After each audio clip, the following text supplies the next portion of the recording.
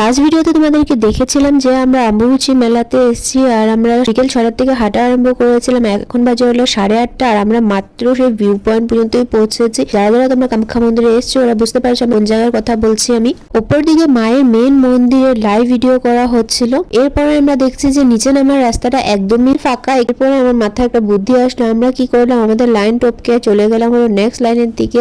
তাহলে আমাদের লাইনটা একটু কিছু এগোবে। দেখতে পারছো এইটা হলো মন্দিরের যাওয়ার রাস্তা। আমরা প্রায় মন্দিরের সামনে পৌঁছে গিয়েছিলাম। এখন বাজে হলো 9:30 মতন, কিন্তু আমাদেরকে ওই রাস্তা দিয়ে না ঢুকিয়ে নেক্সট এই রাস্তাটা দিয়ে নিয়ে গেছিল। এটা হলো অন্য একটা রাস্তা, জানি না এটা কোন রাস্তায়, ফার্স্ট টাইমই এসেছি। এইবারই ফার্স্ট ব্যবস্থাটা করা হয়েছে। মাইকে বারবার বলে যাচ্ছে যে ভিড় নিয়ন্ত্রণের জন্য নাকি এটা করা হয়েছে, বাট এটা অনেকই লং প্রসেস ফ্রেন্ডস, অনেকই লম্বা রাস্তা। এরপর শেষমেশে আমরা 10টার সময় মন্দিরে এসে পৌঁছলাম। পুরো 6টা থেকে 10টা পর্যন্ত 4 ঘন্টা ধরে আমরা হাঁটছি ফ্রেন্ডস। অবস্থা একেবারে খারাপ হয়ে গেছিল। এনিওয়ে মন্দিরে এসে মন্দিরের দর্শন করে অনেকই ভালো লাগছিল। সব যে আমরা এত কষ্ট করে এসছি সবাই, সেগুলো একদমই আমাদের গায়ে লাগছিল না এই মোমেন্টে এসে। তো বেশি টাইম যেহেতু আমাদেরকে দেওয়া হয়নি, মাত্র 10 মিনিটের মধ্যে মন্দির দর্শন ভিডিও সব কিছুই করেছি।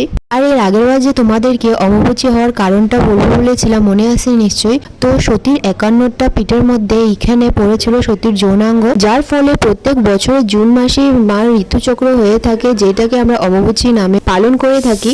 আর এই সময় মা কামাখ্যা কিংবা যে কোনো দেবীর পূজা করা নিষিদ্ধ থাকে। মায়ের মন্দিরও পুরোপুরিভাবে বন্ধ থাকে। দৌড় বন্ধ করার আগে একটা বড় সাদা কাপড় সে স্থানে রেখে দেওয়া হয়। এরপর 4 দিনের পরে যখন দৌড়টা খোলা হয়, এই কাপড়টা নাকি লাল রঙে পরিণত হয়। আর এই কাপড়টা যারা যারা পাবে ওদের নাকি ভাগ্য অনেকই ভালো থাকে। তার জন্য কিছু কিছু মানুষ অম্বুবাচী ছাড়ার পরেও চলে যায় এই কাপড়টা সংগ্রহ করার জন্য। কিন্তু এখন মন্দিরে অনেক রকমের ডুপ্লিকেসি চলে, সব 2 নম্বরই হয়ে গেছে। কেউ তোমাদেরকে আসল কাপড় দেবে না, তাহলে ওইসব চক্করে একদমই পড়ো না। মাকে মন থেকে দেখো, মা তোমাদের আশা নিশ্চয়ই পূর্ণ করবে। এনিওয়ে উপরে উঠতে আমাদের 4 ঘন্টা লেগেছিল ঠিকই, বাট তার থেকেও কম টাইমে মানে 1 ঘন্টার মধ্যে আমরা নিচে নেমে এসেছি। আর এসে আমরা আমাদের জুতো দেখতে পেলাম সামনে, আমরা অনেক বেশি খুশি হয়েছি। এখন আমাদের মনে একটাই ভয় ছিল যে আমাদের স্কুটিটা ঠিকঠাক আছে কিনা। আমরা আর একটু এগিয়ে দেখি যে আমাদের স্কুটিও একদম ঠিকঠাক আছে। ফাইনালি মা এবার আমাদের সব আশা পূর্ণ করেছে। এবার মায়ের দর্শনও পেলাম। জুতো আর স্কুটি যেটা আমরা অনেক রিস্কে রেখেছিলাম সেটাও পেলাম। বাট একটু আগে গিয়েই দেখি যে পায়েস দেওয়া হচ্ছিল, তো এখান থেকে একটু পায়েস নিয়ে নিলাম।